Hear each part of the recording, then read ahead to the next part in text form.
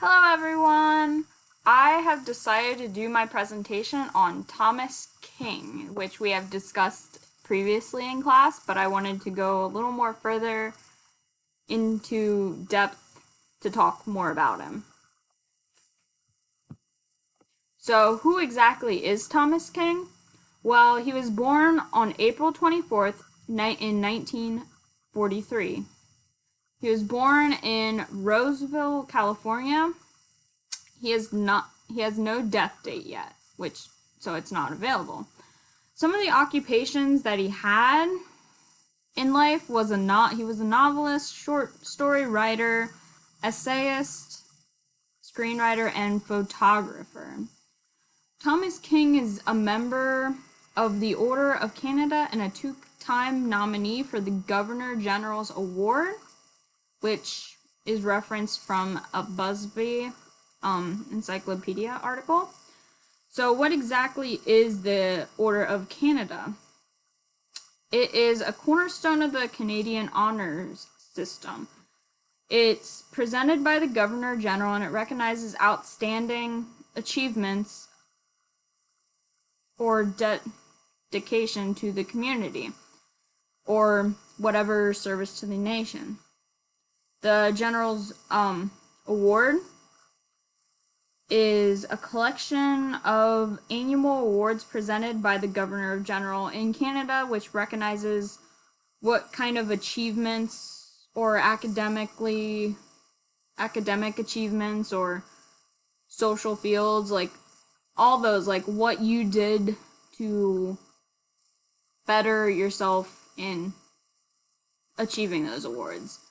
So he is also known as, quoted, being one of the finest contemporary Aboriginal writers in North America.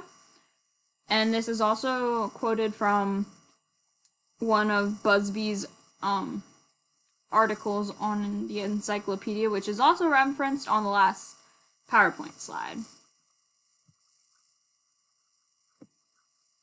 Some information about his early life and education. Well, Thomas King was known as, he was American born, but his mother was Greek and his father was Cherokee, which made him he had a Greek and Cherokee descent. When he first attended college, he failed. So he went to work as a crap stealer and a bank teller. Now, some of you might not know what a crap stealer is. It's something in a casino, so he dealt with gambling. In 1964, he had sailed to the Pacific and became a photographer and photojournalist in New Zealand and Australia. His next kind of relevant event happened in 1967. King had attended the Chico, I think I said that right, State University in the United States, which is where he had gotten his bachelor's degree in 1970 and his master's degree in 1972. After that, he graduated and became a teacher at Humboldt State University and the University of Utah in 1986. Now, the University of Utah, he also had earned his master's degree. Some of his early work, which is some of his publications, when he immigrated to Canada in the year of 1980, he got a position in a Native Studies position at the University of Lethbridge in Alberta, which is located in Canada. So when he first moved to Canada, he wrote his first novel, which was called Medicine River in 1990.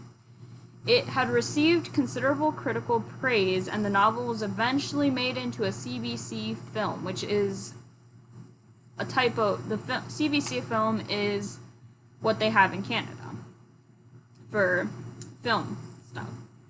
And the novel was a 1991 Commonwealth Writers' Prize runner-up.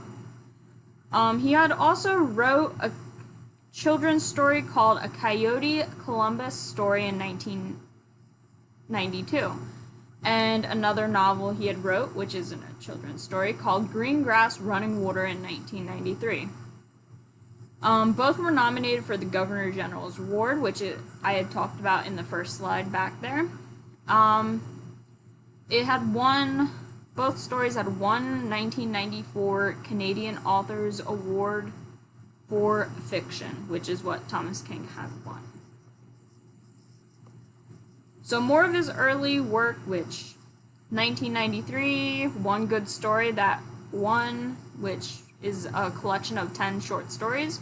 In 1998, which is his second children's story called Coyote Sings to the Moon. And in 1999, he wrote Truth and Bright Water novel.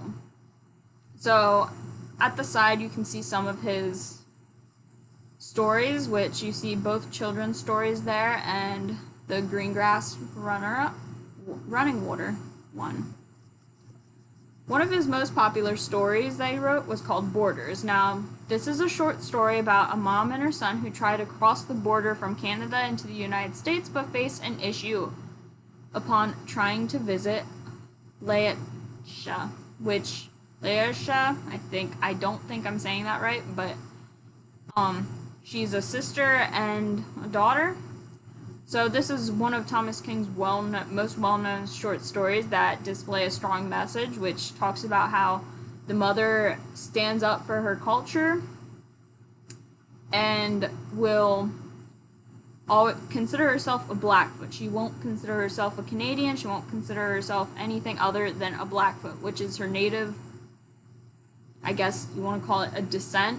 She won't consider herself anything else and will always stick with her heritage, what she believes she is. And when they try to cross the border, it doesn't work out too well for them, which we've all read the story before, so I won't go too much into detail with that. And last slide is, here are some of my references. The third reference is where the story Borders is found. And